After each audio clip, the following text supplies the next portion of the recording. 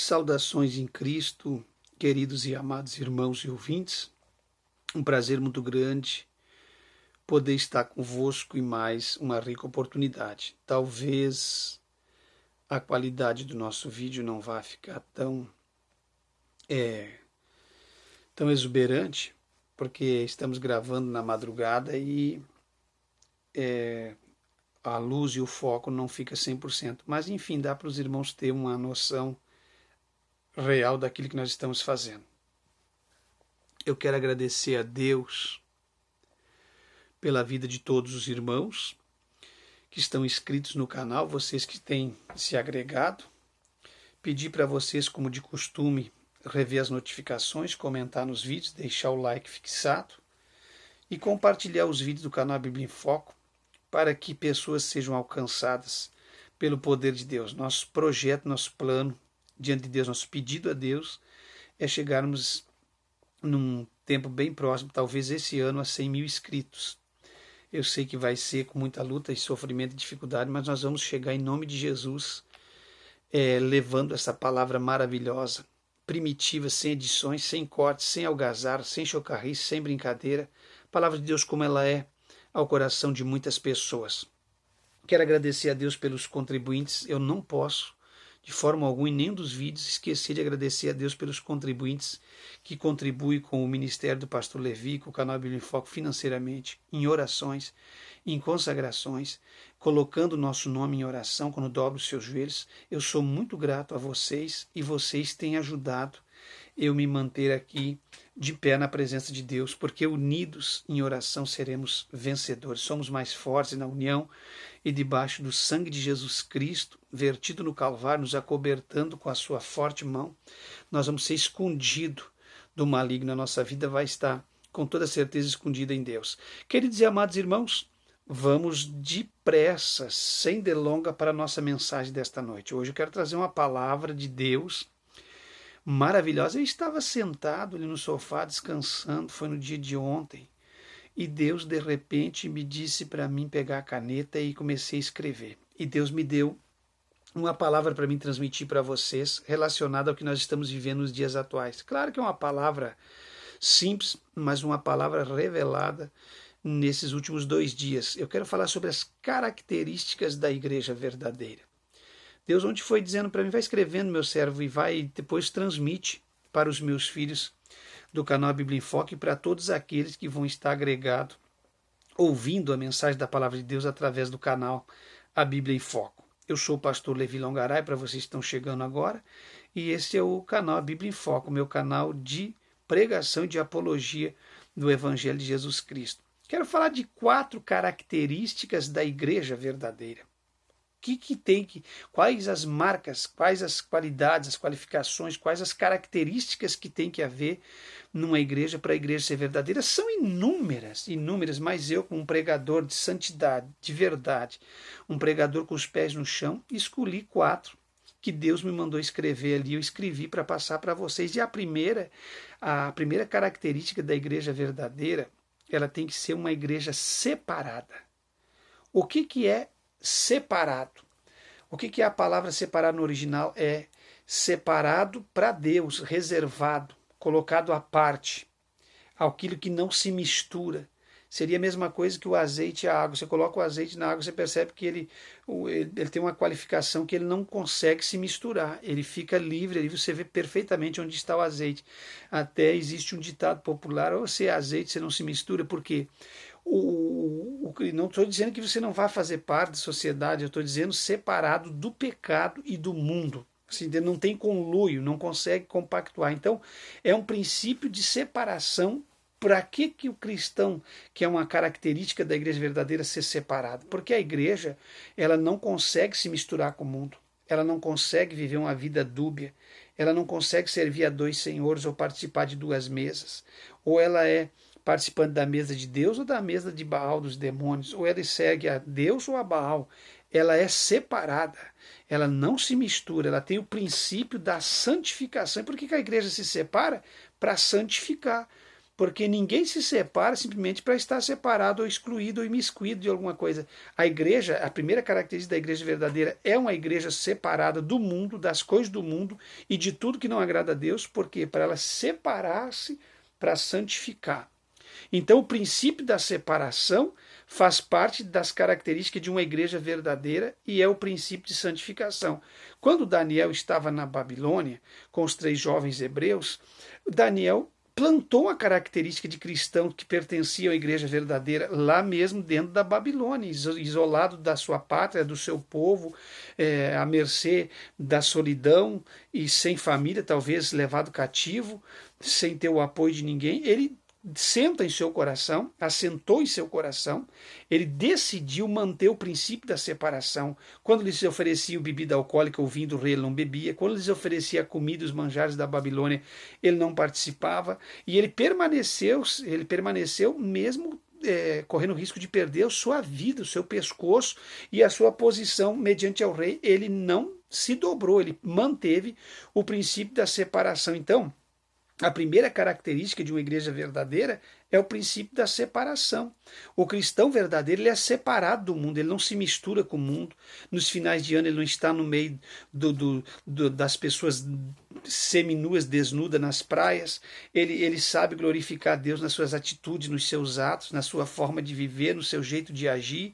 Em toda a sua vida diária, secular, familiar, ele glorifica a Deus, ele é separado. Você lembra de José?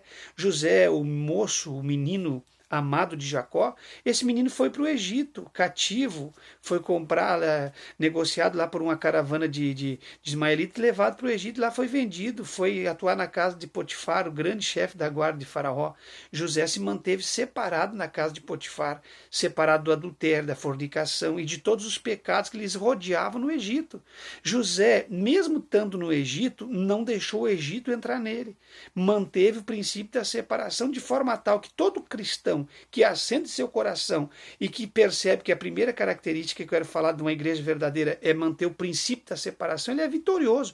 José se tornou um vitorioso no Egito, porque ele não deixou o Egito entrar nele mesmo estando dentro do Egito, e se tornou, depois do testemunho da casa de Potifar de calúnia, ele foi para a cadeia, na cadeia ele se tornou chefe da prisão, porque ele mantinha o princípio da separação mesmo sendo preso, estava preso fisicamente, mas o seu coração e a sua alma, o seu espírito de Deus estava solto para atuar dentro daquela cadeia, mantendo o princípio de separação. Ele saiu de dentro da cadeia, interpretou os sonhos de Faraó e foi o maior governador depois da mão de Faraó no Egito, se tornou um ícone do evangelho e dos egípcios até os dias de hoje. Então, quem que não conhece na história egípcia o nome de José? José mesmo lá dentro manteve o princípio da separação. Daniel dentro da Babilônia, porque quando se fala de Babilônia e Egito, e essas duas citações desses dois povos, a gente está falando claramente, tipificando as coisas do diabo, o mundo, descrevido nessas duas cidades, nesses dois territórios de atuação. Mas os jovens rapazes, que têm o mesmo testemunho semelhante de Daniel e José, eles estiveram dentro desses ambientes e não deixaram esses ambientes lhes contaminar. Eles mantinham o princípio da separação, que é a primeira característica de uma igreja verdadeira. A igreja primitiva também era uma igreja separada, separada para Cristo, separada para a oração, separada para a consagração, para o jejum, separada na santificação. Era uma igreja que perseverava unanimemente em oração, em unidade, em coignomia, em harmonia, em comunhão. Juntos ele partia o pão, eles repartiam, eles não tinham necessidade alguma entre si. Era uma igreja separada, era uma igreja que mantinha o princípio da separação, de forma tal que todos os dias o Senhor acrescentava as almas que deviam ser salvas à igreja primitiva, porque a igreja primitiva era uma igreja separada, separada do mundo, uma igreja que cultuava escondido, uma igreja que passava perseguições, que cultuava no subterrâneo, entre as catacumbas de Roma. Tem vários nomes de cristãos primitivos que morreram escravizados nas catacumbas de Roma. Então a gente sabe, percebe que aquela igreja era uma igreja separada, e todavia, no decorrer de toda a história do cristianismo e na história da antiga dispensação, os verdadeiros homens de Deus sempre manteram o princípio da separação. Jamais eles davam os braços com o mundo, jamais eles davam os braços com o Egito, com a Babilônia ou com a grande cidade de Nínive, dos grandes reis daquela época que perseguiam Israel, de forma alguma, né? Jamais eles tomaram para si costumes assírios, eles sempre manteram o princípio da separação, e toda vez que alguém tentava se aliar aos assírios, aos ninivitas ou aos egípcios ou aos babilônios, nunca deu coisa boa, porque a igreja tem que manter o princípio da separação, e assentou-se em seu coração Daniel de não se contaminar com a comida e com os manjares do rei, e por causa dessas atitudes de Daniel, Deus o exaltou sobremaneira, e ele se tornou um dos 3 maiores depois de Nabucodonosor no reino da Babilônia. E depois que Nabucodonosor foi destronado, que Belsazar foi morto naquela noite pela mão e a sentença, a justiça divina, que o rei Dário assumiu o reinado, Daniel continuou sendo, causando inveja para os invejosos se roer, porque Daniel continuou sendo o braço direito do rei Dário.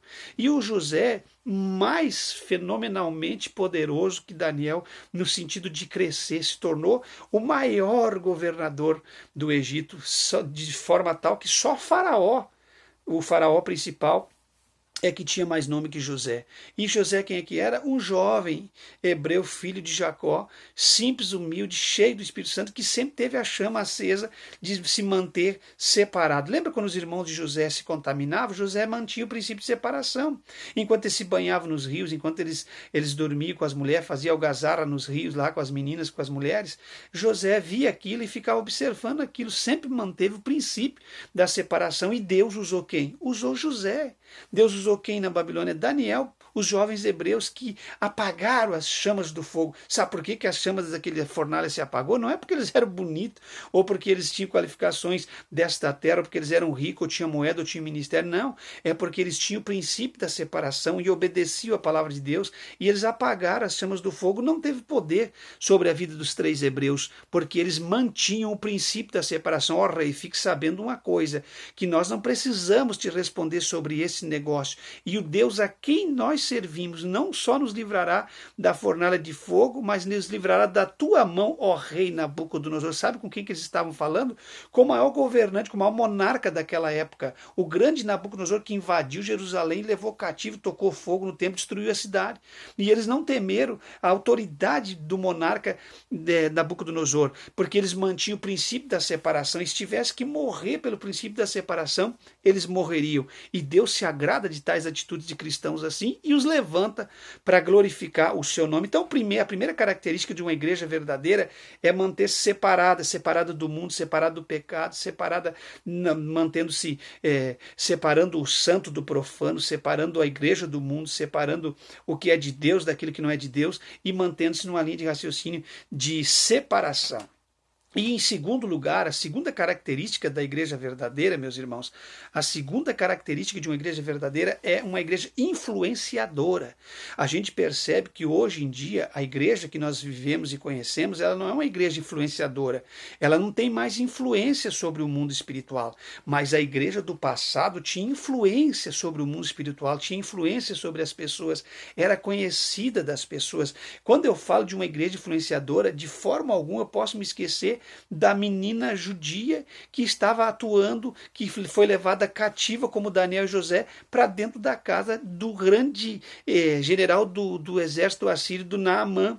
A gente percebe que aquela menina, ela não diz o nome dela, não ficou descrito o nome dela, mas trata como uma menina judia. E aquela menina, a serviço da sua senhora, a esposa de Naamã, a saber, ela, estando ao serviço da casa do general e da esposa do general, ela vai percebendo a deficiência física de Naamã. Ela vai percebendo o quadro clínico de Naamã, ela vai percebendo a forma do orgulho de Naamã escondendo a sua lepra debaixo da farda.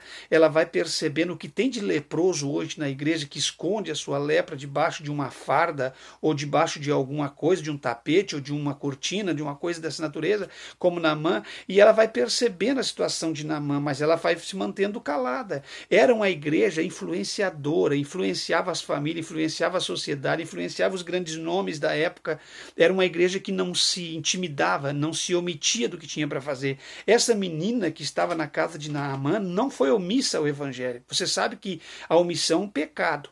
Se você omite socorro numa rodovia no Brasil, na legislação secular, a omissão é um pecado. Se você vê uma pessoa morrendo e não socorre, você pode ser processado e condenado à cadeia. E no mundo espiritual, a omissão é muito maior pecado que ver uma pessoa morrendo fisicamente, porque você vê as pessoas morrendo espiritualmente, você tem o antídoto para a dor e para o sofrimento deles, você tem a palavra para falar e você não fala. Mas aquela menina que estava ao serviço da casa de Naamã, ela não foi omissa, mesmo sendo uma menina de 12, 13, 14 anos, ela não foi omissa ao evangelho. Quando abriu-se a porta, e ela era obediente e sábia, ela esperou abrir a porta, mas no momento que abriu a porta, ela ministrou o que precisava ser ministrado. Ela foi uma pessoa influenciadora na vida de Naamã, influenciadora na vida da esposa de Naamã, influenciadora naquilo que aconteceu na vida de Naamã, porque tem pessoas que contam o milagre de Naamã, faz campanha dos mergulhos de Naamã, mas não conta quem é que levou Naamã até o milagre. Certamente foi aquela menina. Ela pertencia a uma igreja influenciadora. Ela influenciou a família de Naamã. Ela influenciou nos milagres na vida de Naamã. Ela disse: se o meu senhor soubesse, falou para a esposa de Naamã, e depois para Naamã, a esposa transmitiu para Naamã, e de forma que a voz da menina chegou a Naamã e a esposa de Naamã. E olha quem era Naamã, a autoridade que era Naamã. Naamã podia ter mandado sacrificar ou matar ou trucidar ela, mas ela não temeu, ela não omitiu a palavra de Deus mediante a autoridade daquela época, era uma das maiores autoridades, o chefe do exército do rei assírio. Você entende? Então ela não se omitiu. Ela não, porque a pessoa omissa, ela pode passar por um grande pecado diante de Deus, ela pode ser julgada, porque o pecado de omissão é muito grande no campo espiritual. Se é no campo de socorro para uma família que está acidentada às margens de uma rodovia, imagina no mundo espiritual. Se é cobrado de quem não presta socorro para uma pessoa que está fisicamente machucada ou morrendo nas chamas de um fogo, de alguma coisa, de um acidente automobilístico, coisa dessa natureza, imagine você aquela pessoa que não presta socorro espiritual, alguém que está morrendo. Vai ser cobrado desses crentes que têm oportunidade, não é criar oportunidade ou correr atrás, se sentir culpado, é quando temos oportunidade, nós nos omitirmos por vergonha, lá na faculdade porque tem vergonha de ser cristão, lá no trabalho porque tem vergonha de ser cristão, lá onde está no ponto de ônibus tem vergonha de ser cristão. Então isso é omissão de socorro. A pessoa tem pessoas que naquela noite vai se matar, vai tirar a sua vida, porque você não falou o que você precisava falar para aquela pessoa, para tranquilizar aquela pessoa.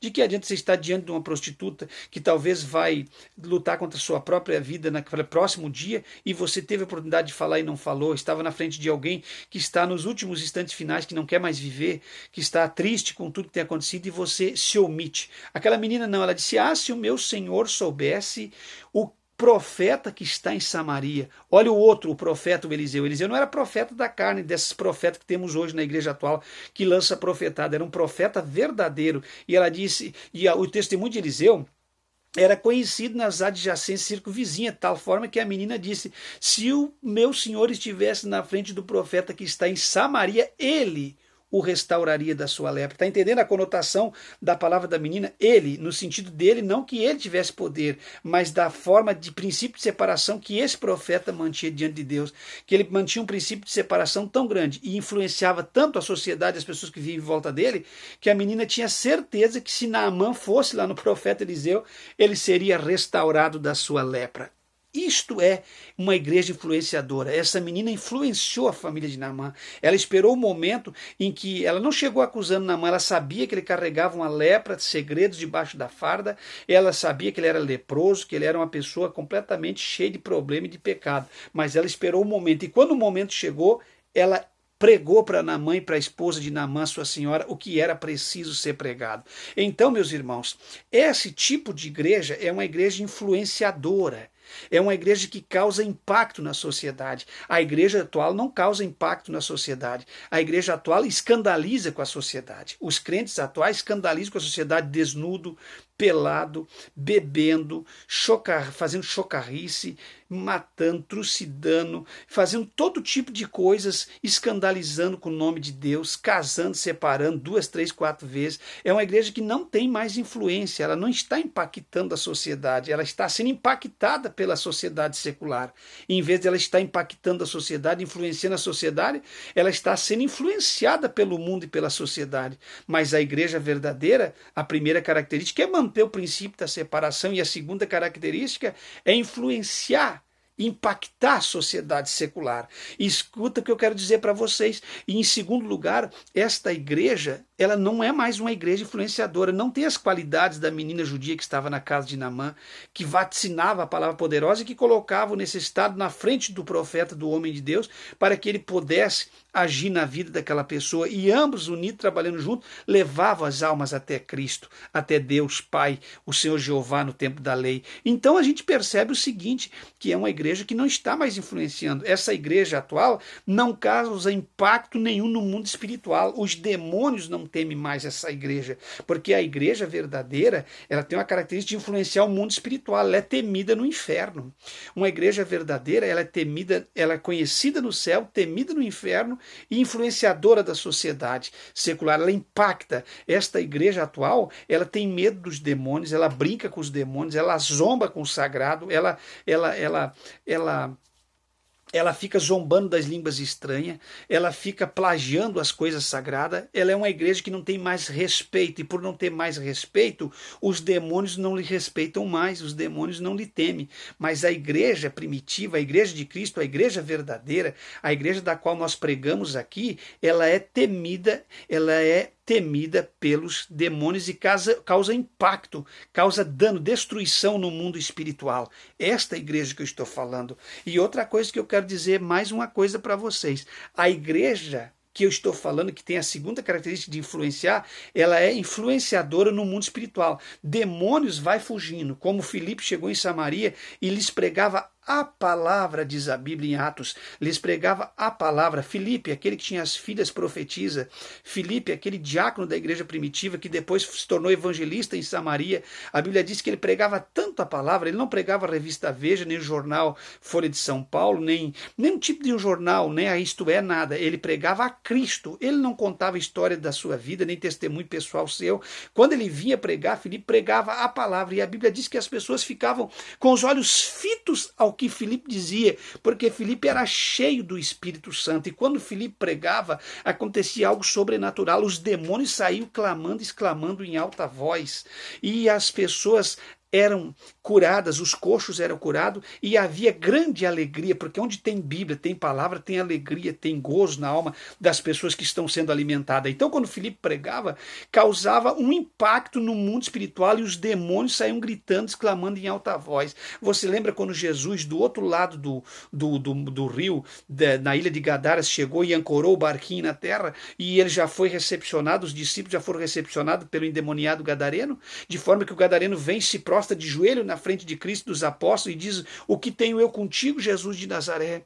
Vieste destruir-me e vieste me expulsar desse lugar? Não percebes tu que esse lugar e esta habitação é minha, que eu mando nessa jurisdição? Jesus disse: não manda nada, tu não manda jurisdição nenhuma, porque Jesus e os apóstolos eram membros da igreja primitiva da qual ele mesmo fundou, e aquela igreja influenciava no mundo espiritual e dominava, impactava com os demônios, correndo com os demônios saíram gritando em alta voz, de forma que o gadareno se precipitou. Os demônios que estavam na vida de gadareno entraram naqueles porcos, e aqueles porcos se precipitaram rio abaixo. Por quê? Porque aquela igreja tinha poder sobrenatural para soltar a língua do mudo, para fazer o cego enxergar, para fazer o surdo ouvir, o coxo andar, e eram milagres verdadeiros, não eram forjados, não tinham um interesse financeiro por trás dos milagres. Quando Jesus e os apóstolos operavam os sinais dos milagres, levantavam pela mão e mandavam eles sair andando naturalmente, para que a igreja testemunhasse veridicamente daquilo que estava sendo feito. Então era essa característica que a igreja tinha, era uma igreja influenciadora. Hoje nós precisamos de uma igreja influenciadora.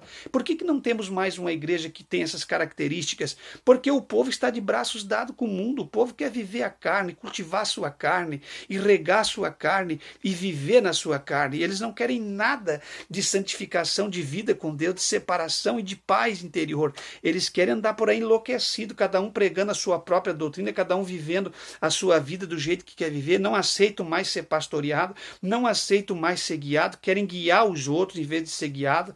Meus irmãos, nós vivemos o tempo da rebeldia, nós vivemos... Por que tudo isso está acontecendo, pastor Levi? Alguém pode me perguntar, eu vou lhes responder: porque vivemos os últimos dias da igreja sobre a face da terra, vivemos uma grande apostasia, que culminará na grande apostasia, no original grego, apostasion, que vai se cumprir na última 70ª semana de Daniel. Vocês finais, entende? Nós estamos vivendo os dias finais.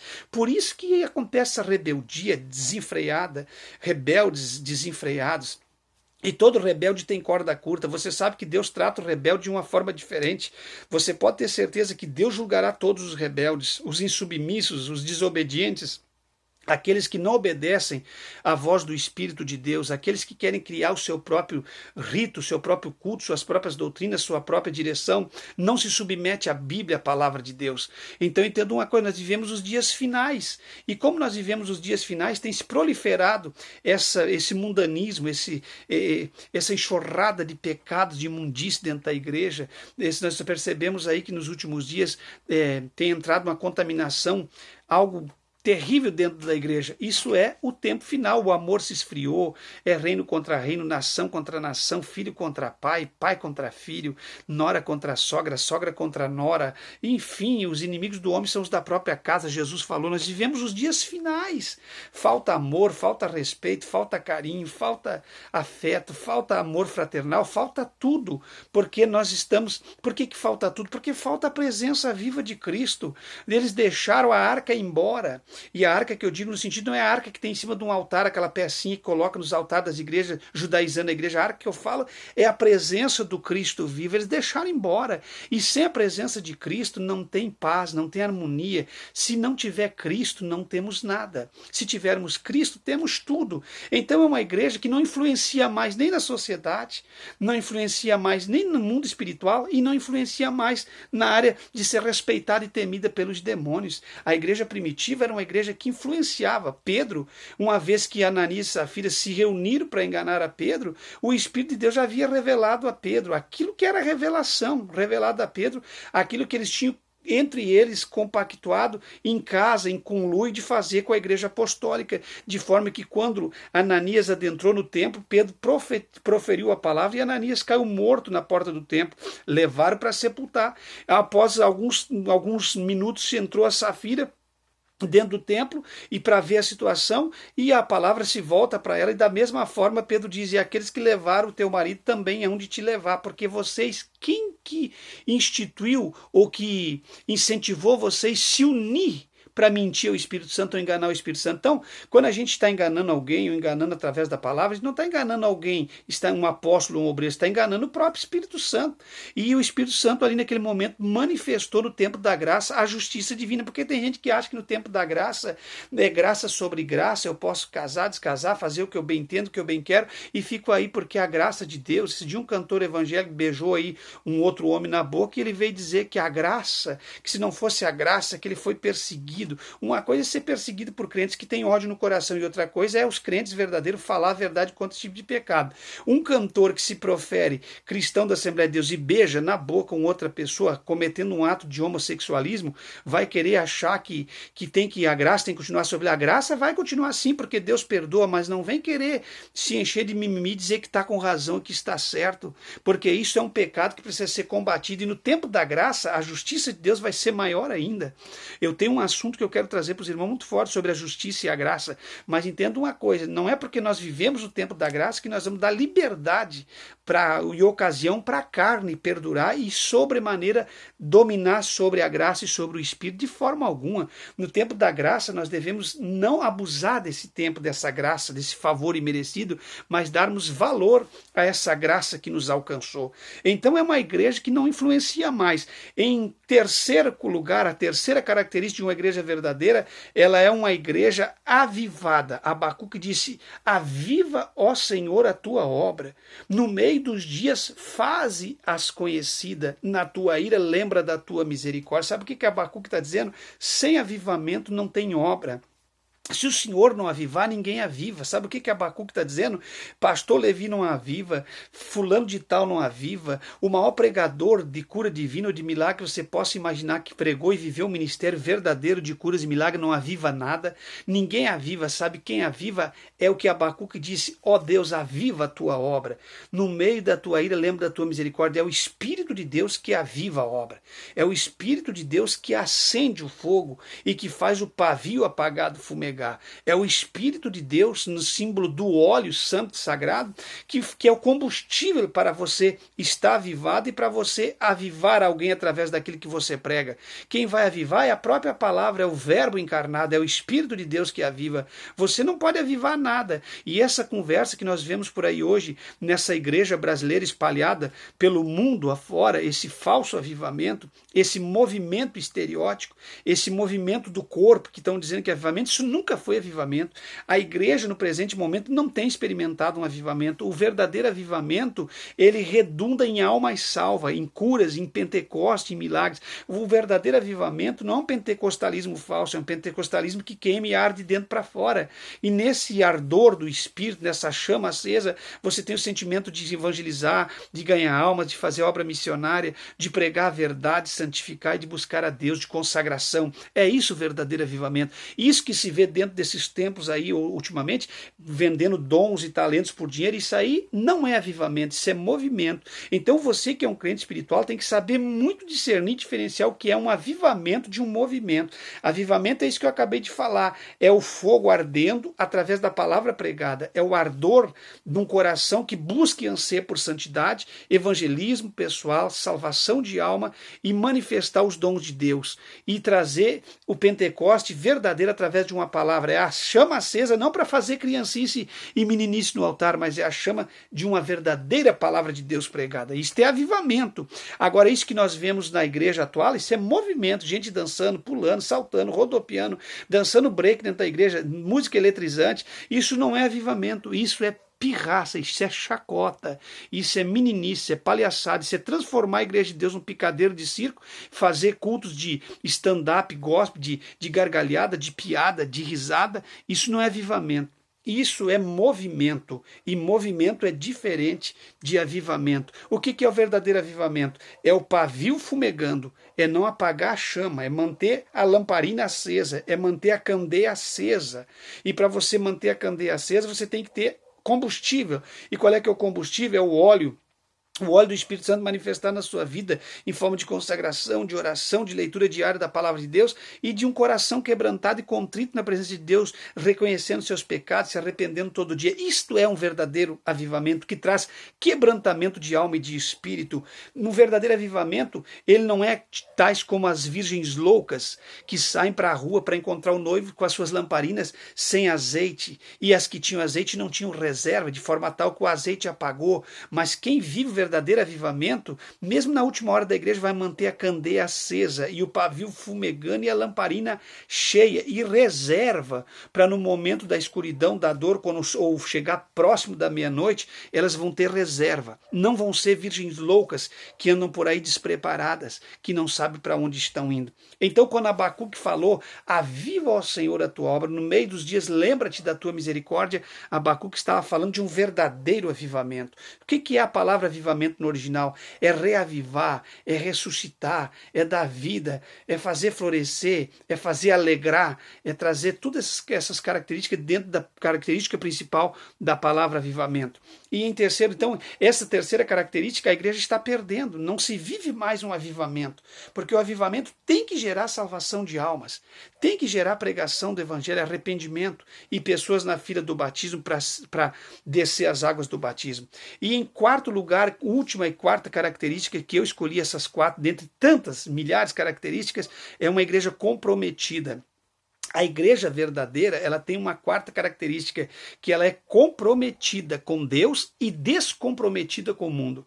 A igreja verdadeira, ela não se compromete com o mundo, de forma... O que é se comprometer com o mundo? É negociar com o mundo, é fazer conluio com o mundo, é se envolver com a política, não que a política seja maligna, tem que ser feita a política, mas igreja envolvida com a política e Estado, igreja e Estado não dá certo. O que é comprometimento com o mundo? É começar a perder as doutrinas da Bíblia, é começar a não observar os estatutos estabelecidos por Deus, os decretos, as normas, os preceitos de Deus sendo jogados por terra. Isso é descomprometimento com Deus. E então essa igreja, ela é uma igreja descomprometida. E Deus, nessa quarta característica que eu escolhi, ele busca uma igreja comprometida. Uma igreja comprometida com Deus, ela fala a verdade, ela não tem medo de falar a verdade.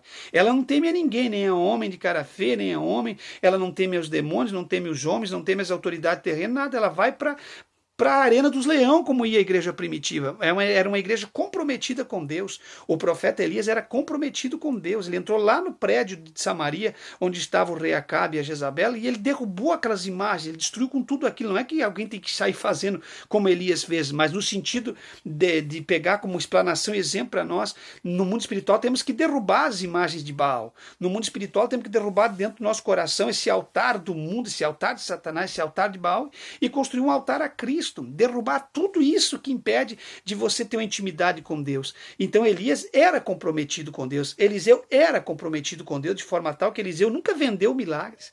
Quando Eliseu jogou ali no sentido, não que alguém tenha que copiar para fazer corrente de campanha, mas quando ele purificou as águas ali do mar, Geazi ficou endoidecido com Eliseu, que Eliseu não aceitou recompensa dos fazendeiros. Ele disse, mas como que você não aceita, meu senhor?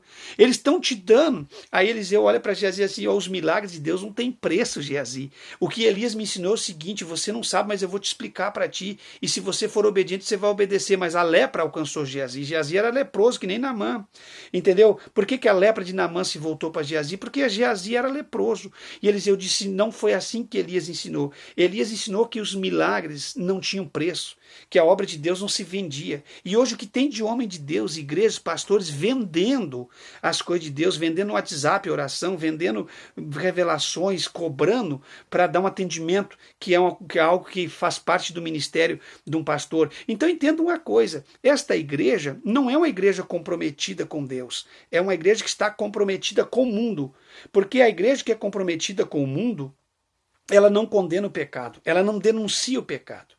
Ela não disciplina ninguém, ela não orienta ninguém, ela deixa as pessoas fazer o que bem quer, porque é uma igreja que está comprometida com o mundo, já tem seus amores com o mundo, já tem seus maridos, os seus relacionamentos maritais com o mundo. Ela não é uma igreja ataviada para o noivo, uma igreja pura, santa, imaculada, virgem, esperando para ser esposa do noivo que um dia vem buscar. Não, é uma igreja que está com o seu vestido, com as suas vestes nupcial manchada da lama e da sujeira do pecado. Não é uma igreja comprometida com Deus, é uma igreja que está comprometida com o mundo. Por isso que é a negociata daqui, é negociata de lá, é pastor se calando daqui, é pastor comprando a voz do outro de lá, é pastor pagando para o outro ficar quieto, é gente botando para debaixo do tapete seus pecados, seus podres, sua sujeira, para que isso não venha à tona. Mas em nome de Jesus, Deus vai tirar a máscara de todas as pessoas que estão tentando enganar as pessoas a nível de Brasil e de mundo, seja pastores pequenos, seja pastores de renome, seja cantor que foi, Deus vai tirar como tem tirado a máscara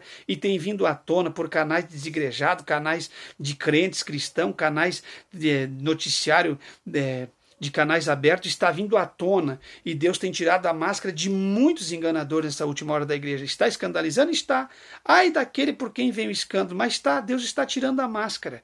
Deus está tirando a máscara de muitas pessoas a nível de Brasil, porque esta igreja não é comprometida com o céu, não é comprometida com Deus, não é comprometida com a palavra, com a sã doutrina. É uma igreja que quer se rebuscar, quer viver as coisas de Deus e se rebuscar na mesa do mundo. Ela quer comer um pouco aqui, comer um pouco lá, ela não tem um compromisso direto com Deus. Então, a quarta característica é uma igreja comprometida com Deus. Sem conluio com o mundo, não faz negociatas, não vende nada do que recebeu. Ela é como Nabote, ela não vende herança. Ela não vende a vinha, é insignificante, é pequeno o terreno, mas está entre o terreno do rei e a outra jurisdição de terras. Está bem no meio das jurisdições de terra do rei. A igreja está arrodeada pelo mundo e pelas autoridades máximas deste mundo, mas ela não vende o que é seu. Você é um Nabote, você não negocia, você não vende. Você não vende talento, você não vende dom, você não vende bênção, você não vende nada. O que Deus te deu é sagrado, é para abençoar as pessoas, é para você continuar com esse azeite na sua vida. Não tem preço, meu irmão. Se alguém quiser comprar os dons de Deus, você tem que fazer como Eliseu, você tem que fazer como Elias, como José, como Daniel, como os 3 jovens hebreus, você tem que fazer como Nabote. Nabote não vendeu a sua herança, ele foi assassinado, ele foi morto pelas mãos do rei Acabe de Jezabel. Estou falando coisa que no YouTube de repente complica o meu vídeo, mas eu vou falar de uma linguagem mais clara. Ele foi destituído, mas ele permaneceu naquilo que ele sentia de Deus. Ele recebeu uma herança. Qual é a herança que nós cristãos recebemos? A sã doutrina, a salvação, o nosso cônjuge. Nós recebemos tantas coisas boas, nós temos uma herança e por final nós teremos a salvação da nossa alma. E nós vamos trocar por alguma coisa, nós vamos vender por algum prazer terreno, por alguma coisa momentânea, nós vamos trocar a nossa família por 10, 20 minutos de prazer na sala de um motel fechado, ou dentro de um carro num ambiente escuro ou num quarto escuro. Nós vamos trocar de forma alguma, nós vamos vender essa grandeza, porque uma vez que vem, Deus não manifesta mais. Tem pregadores aí que estão pregando só na técnica vocal, tem cantor cantando só na técnica vocal e pregadores pregando só na oratória, mas a unção de Deus não tem mais. E o pregador precisa ter unção de Deus, graça de Deus. Então não venda, seja um Nabote. O que Deus te deu não tem preço.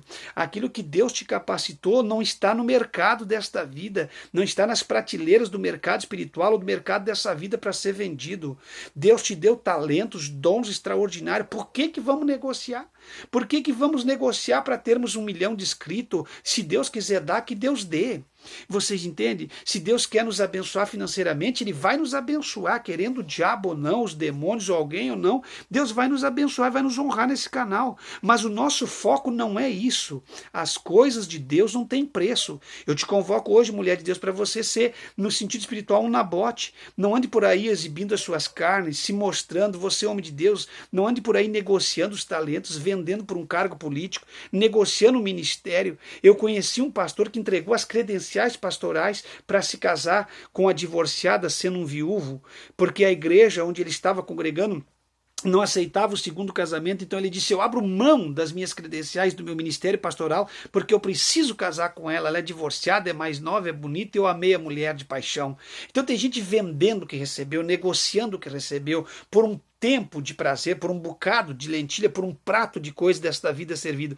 O que Deus nos deu não tem preço, ainda que Acabe e seus demônios no mundo espiritual, usando-se da figura de Jezabel, venha para cima de você como um trator e queira comprar aquilo que Deus te deu. Faça como Nabote: a minha vinha não tem preço, esse terreno foi meus pais, a herança da minha família. Aleluia, estou sentindo muito forte a presença de Deus nessa temática. Deus me revelara ontem para mim passar para vocês este assunto. O que Deus te deu não tem preço. A sã doutrina na sua vida não tem preço. Não viva sã doutrina para agradar alguém ou para fazer amizade com alguém ou para dizer para algum pastor que você é alguém. Viva por convicção própria dada por Deus e não viva para aparecer e não viva para afrontar nenhuma pessoa. Viva de cabeça erguida na presença de Deus e não negocie e não venda e não troque e não faça conluio e não faça trocadilho com aquilo que Deus te deu, porque aquilo que Deus te deu não tem preço. Então, meus irmãos, esta igreja, ela não tem comprometimento com o céu. A igreja primitiva, a igreja de Deus no decorrer da história da humanidade, que era uma igreja comprometida, ela tinha compromisso com o céu, ela pensava nas coisas de cima, ela pensava em Deus, ela, como Paulo, buscava as coisas que são do alto, onde Cristo está sentado, jamais as coisas de baixo da terra, que são terreno e passageira. Mas o que tem de pessoas hoje avaliando o material, avaliando o que é daqui e esquecendo o tesouro que eles aguardam lá em cima, é incrível. As pessoas perderam a visão, e cuidado, porque uma vez que você perder a visão, você não enxerga mais. Um cego é triste.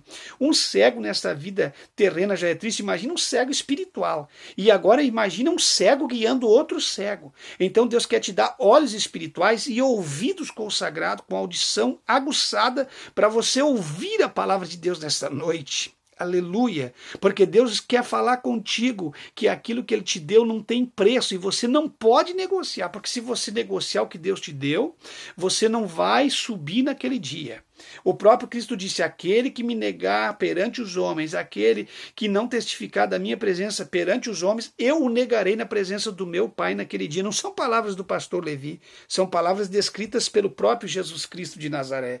Então, a igreja que ela é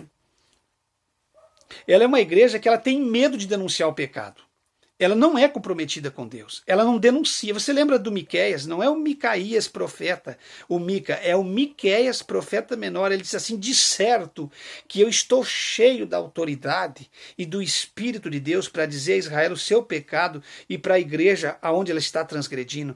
Miqueias se levanta na unção do Espírito. Deus levanta e está levantando e sempre levantou no decorrer dos séculos homens dotados de sabedoria, cheios do Espírito Santo, para vaticinar e denunciar o pecado. Só que para você denunciar o pecado, você tem que saber o que está denunciando, denunciar com respeito bíblico, com seriedade e na unção de Deus e vivendo na prática diária a sua vida com Deus. Então Miqueias diz: eu estou cheio do Espírito de Deus para anunciar a Israel o seu pecado, para anunciar à igreja as suas atrocidades, as suas aberrações. E eu me faço de uso de um Miqueias nesta última hora da igreja, uma voz que clama aí nas redes sociais, na plataforma do YouTube, falando do amor de Deus, anunciando o verdadeiro evangelho, dizendo que a igreja verdadeira, ela sempre vai existir.